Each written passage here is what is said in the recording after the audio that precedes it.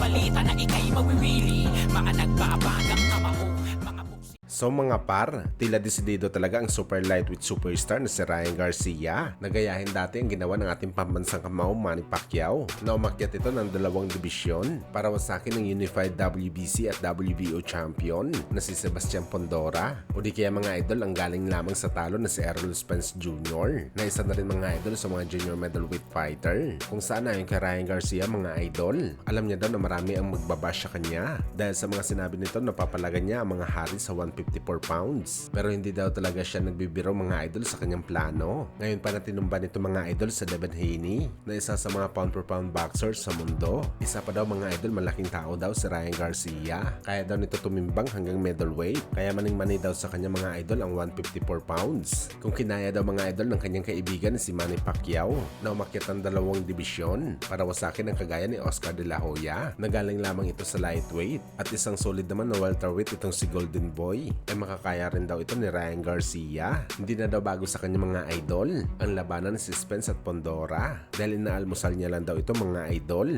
ang ganitong estilo nila sa amateur pa lamang kung saan nasa halos mahigit 200 fights si Bagito sa amateur kaya hindi na daw bago sa kanya mga idol ang lahat ng estilo sa boxing sports. Wala daw ibang dahilan si Ryan Garcia mga idol kung bakit gusto nito ang ganito kabigat na challenge sa bakbakan dahil para patunayan ang kanyang sarili sa laban na hindi ito natatakot kahit sino man ang malakas ng kalaban at kaya talaga nito makipagkumpit sa mga bigatin sa sports ng suntukan.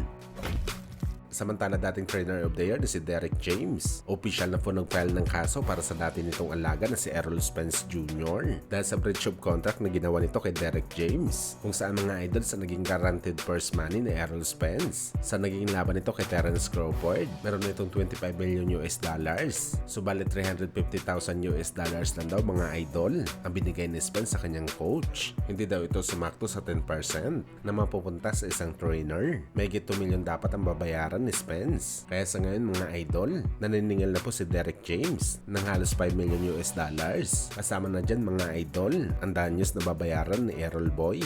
Kung saan mga idol, totoo palang rumors na lumabas sa social media na nag-away ang dating mag-coach dahil masyadong binabarat ni Spence si Derek James sa kanyang kita sa laban. Sa kabilang banda naman mga idol, isang hindi magandang balita nga po para sa boxing sports. Dahil sa naging bakbakan sa Afrika, isang Congolese po mga idol ang binawian ng buhay.